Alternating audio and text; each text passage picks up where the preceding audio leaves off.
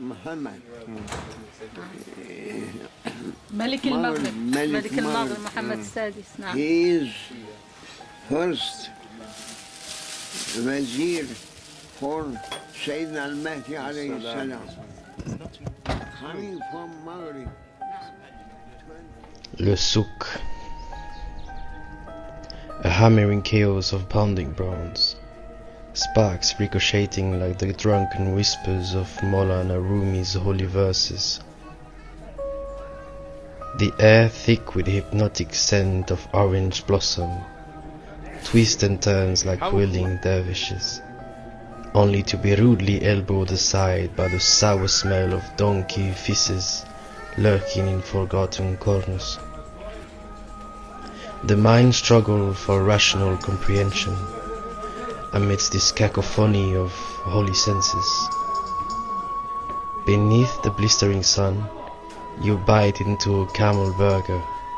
The grease mingles with the sand on your lips, washing it down with the syrupy sweetness of a day-old milkshake. Meanwhile, Shaitan's fingers rummage through your cortex, tingling nerves planting ads and dreams, one neuron at a time. But you are not here for the game. No, this is a pilgrimage, a made quest for the Holy Grail. Beauty is your guide, her eternal soft hand leading you through that labyrinth. Colors appeared in the horizon, pointing the way like ancient cardinals. The narrow streets are filled with ambushes, masquerades and booby traps.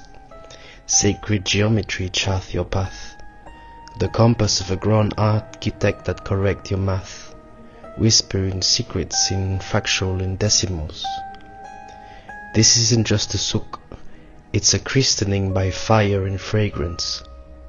The divine and profane collide in a sensual embrace, dragging you deeper and deeper into the vortex of the sacred and the absurd.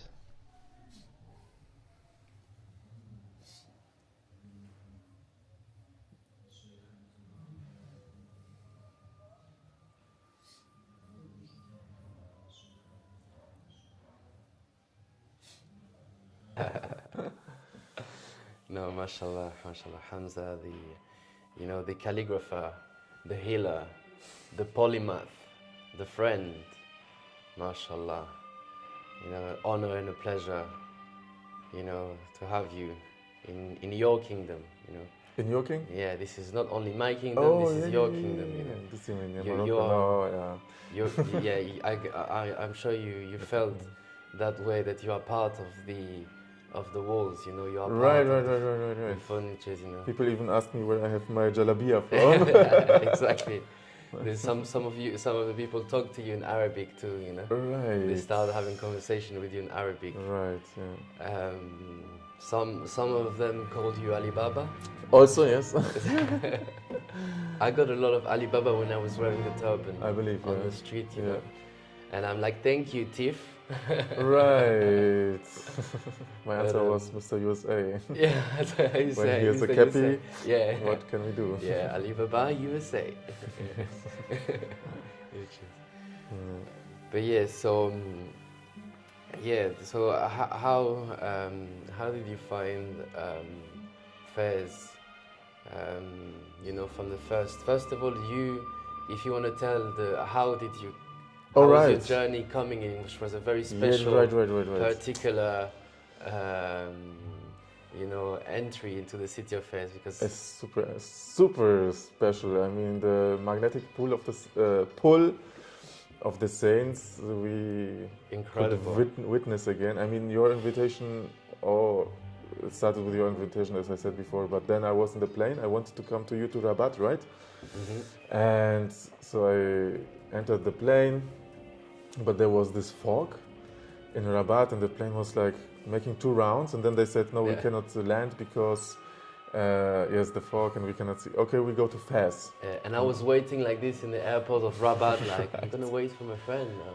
And I was thinking, maybe this is good, because anyhow we wanted to go to Fez somehow. Yeah, it's like, you arrived there before me. Right. So it was everything divinely arranged. Yeah. So I landed, and then on top of that, I took the taxi to our riad here, and the taxi, there were like building sites on the road, and we were going. So he couldn't go to the riad, yes, because of the building sites, it was blocked. And then we go around the whole Medina, and he said like, somehow then he said, you want to go to Ahmad Tijani, the Sufi saint, right? And I said, yeah, actually, yes, I want. Because also I asked him before, can you bring me to Ahmad Tijani? And then we ended up at Ahmad Tijani, yeah. And I went out, I spent some hours there, very, very, very strong mausoleum, yes. One of the most peaceful places, I think, personally. In the Medina, yes. Yeah, in and the Medina. Also, yeah, strong. Majestic people coming to pray. Yeah. Usually from all West Africa, right. Traveling, and with the majestic attire, dresses, hats, right. and very respectful, right. And human beings, that comes to get the blessings from the saints. Right. Come and pray, and you get to witness, you get to witness all of this. So yeah, definitely Ahmad Tijani is, one of the most peaceful.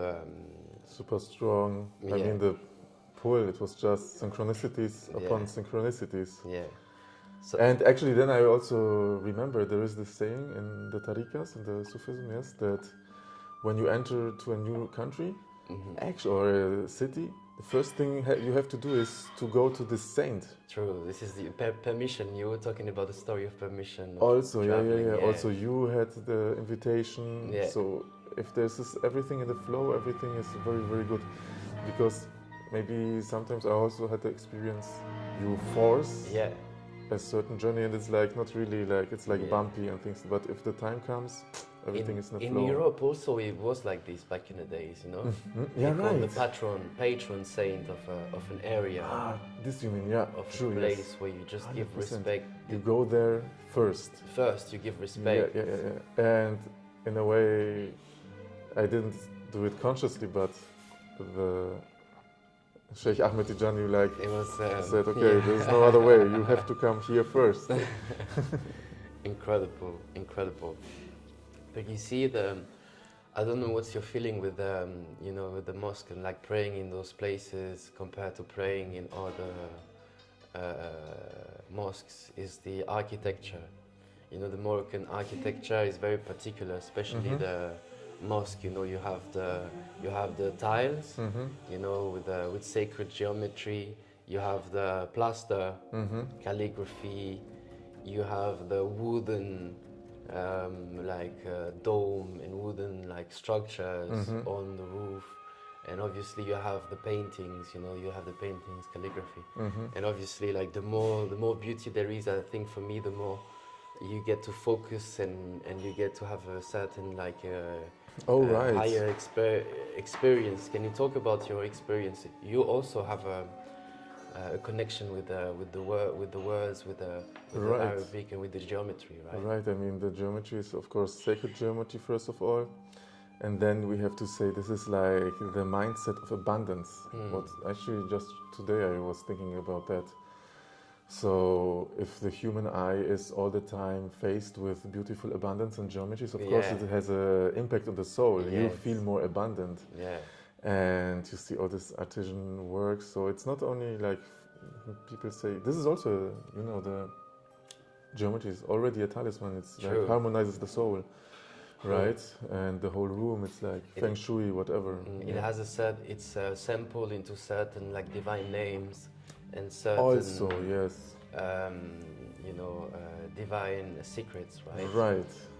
So just looking at it, even if you don't see it consciously, there is the unconscious works, right? Yeah. Because we also as human design with a certain geometry, right? Right. We have a certain symmetry, right? 100%. And just we're kind of reflecting. Right. Kind of reflecting in this abundance. Yes. Informations of beauty, right? Yeah. Incredible. Amazing. And that's so true. Yes. And so there's something very also very spiritual that we explored is the food. you know. Right. Yeah, so much.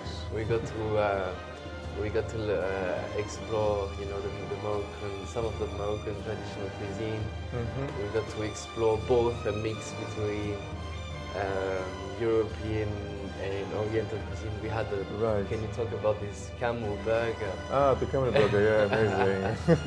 He had a camel burger. I had two camel burgers, and I had a date milkshake. Right, On the Moroccan Morocco. kitchen. Yes. Yeah.